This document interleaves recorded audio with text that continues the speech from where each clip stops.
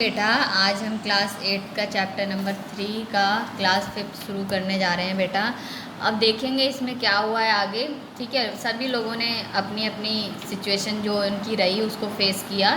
ठीक है, ये जो घटना हुई बहुत ही दुखद घटना रही थी उस टाइम की। अब देखते हैं आगे क्या है इस चैप्टर में। इस बीच में आसमान काला स्याह हो गया था बेटा। जब इतनी बड़ा बम फटा, विस्फोटक बम है, तो आसमान तो ऑफकोर्स काला दिखाई देगा ही। और बादल गरजने लगे। अब क्या हुआ, बादल भी गरजने लगे, जैसे बारिश होती है ना उस तरह से। फिर बारिश होने लगी। अब क्या हुई, बारिश भी होने लगी। वैसे तो गर्मी का मौसम था, परंतु फिर भी हवा काफ़ी ठंडी थी। क्या था, वैसे तो गर्मी का टाइम चल रहा था, लेकिन जो हवा थी बहुत ही ठंडी चल रही थी। ऊपर से गिर रही बारिश चिपचिपी थी। अब देखो, नॉर्मल जब बारिश होती है तो चिपचिपी रहती है, नहीं रहती है। बट अब जो बारिश गिर रही थी वो कैसी थी, चिपचिपी थी, और रंग भी काला था। और जो उसका रंग था बारिश का बूंदों का, वो कैसा कैसा काला। वो किसके कारण, बम के कारण था बेटा। फिर आसमान में एक इंद्रधनुष निकला। अब क्या हुआ, आसमान में एक इंद्रधनुष सा नजर आया। उस इंद्रधनुष में जानते हो ना 7 रंग होते, वही। उससे आसमान की काले कुछ कम हुई। क्या हुआ, जब आसमान नजर आया, अपने 7 रंग उसने दिखाई, तो जो काला काला छाया हुआ था वो थोड़ा कम हुआ। ठीक है, थोड़ा रंग बिरंगा सा नजर आ गया। इस मंद रोशनी में मरे हुए और जख्मी हुए लोग साफ दिखाई देने लगे। जब ये इंद्रधनुष निकला तो जो जख्मी लोग थे और जो मरे हुए डले हुए थे, तो थोड़ा साफ साफ सा नज़र आने लग गया लोगों को। ठीक है, क्योंकि पहले अंधेरा छाया हुआ था चारों तरफ, तो अब थोड़ा उजाला सा हुआ इंद्रधनुष के थ्रू, तो लोगों को अच्छे से नज़र आने लग गया। थोड़ा बहुत, ज़्यादा नहीं, कम ही। 9 अगस्त 1945 के दिन, जिस समय माई और माँ अपने ध्वस्त शहर को देख रही थी, मीन्स जो जल चुका था, नष्ट हो चुका था शहर, उसको देख रही थी। 9 अगस्त 1945 की बात हो रही है। उसी वक्त जापान के एक अन्य शहर नागासाकी पर भी एटम बम गिराया गया। और ये 9 अगस्त फिर कहाँ पे गिराया गया, जापान का ही एक और शहर था नागासाकी, उस पर भी बम गिराया गया, एटम बम, जैसा कि हिरोशिमा पे गिराया गया था। वहाँ भी हिरोशिमा की तरह ही हजारों की संख्या में लोग मरे, और जो बचे उनका सारा घर तबाह हो गया। जैसे हिरोशिमा पर हुआ था बेटा, वैसे ही नागासाकी पर हुआ हमला। तो फिर क्या हुआ, वहाँ के भी लोगों को अपनी जान गंवानी पड़ी, और जो बच गए उनके घर तबाह हो चुके थे बेटा, और जल चुके थे, मीन्स पूरी तरह से नष्ट हो चुके थे उनके घर, रहने की जगह ही नहीं रही। मरने वालों में केवल जापानी ही थे, और जो मरने वाले थे वो जापानी के ही लोग थे, अन्य किसी के नहीं थे। इनमें अन्य देशों कोरिया, चीन, रूस, इंडोनेशिया एंड अमेरिका के लोग भी शामिल थे।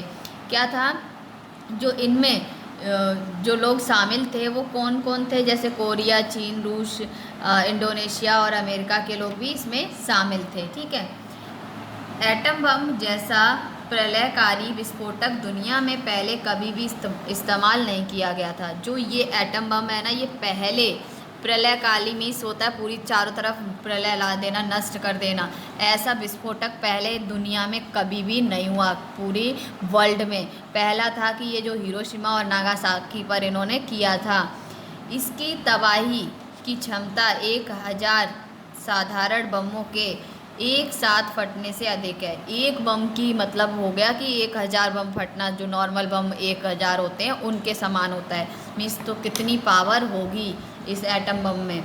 इससे निकलने वाली विषैली रेडियोधर्मी किरणें सालों तक लोगों की बीमारी और मौत का कारण बनेंगी। बेटा, जो इससे निकलती है विषैली रेडियोधर्मी किरणें निकलती हैं जो, वो क्या है बेटा, लोगों को मौत की तरह मतलब जीना पड़ेगा इनको।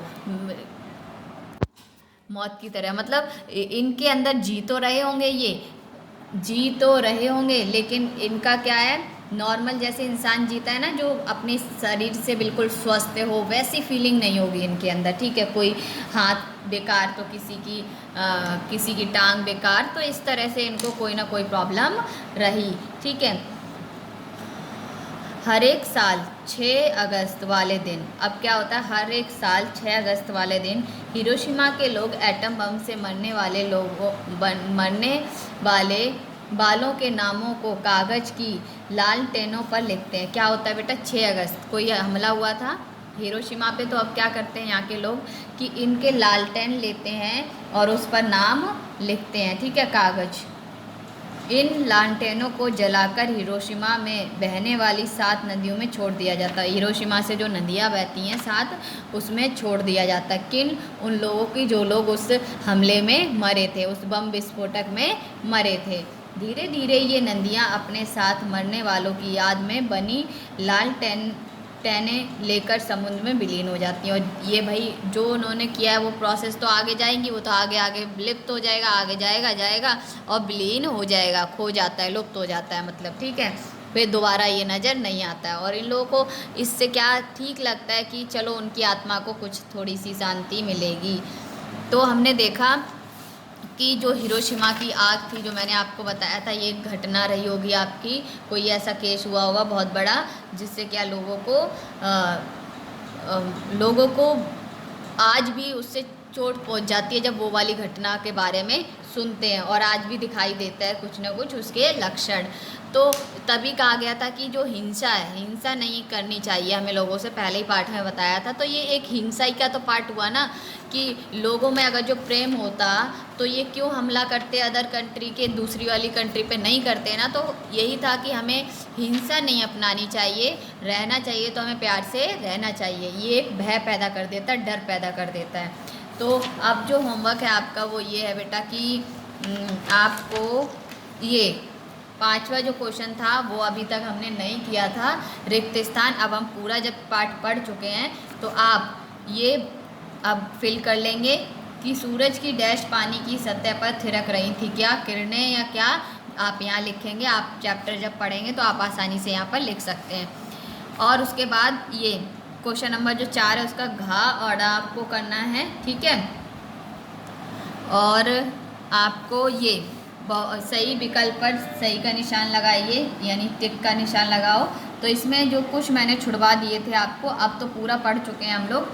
कब गिराया था बम, और माई के पिता किस में फंस गए थे, पानी आ गया नदी में, आग में, तो आग पर टिक कर दोगे। तो इस तरह से ही आपको टिक करने आंसर्स। उसके बाद आपका आज चैप्टर यहीं पर फिनिश करते हैं, और जब नेक्स्ट क्लास होगी तो हम नेक्स्ट चैप्टर पढ़ेंगे।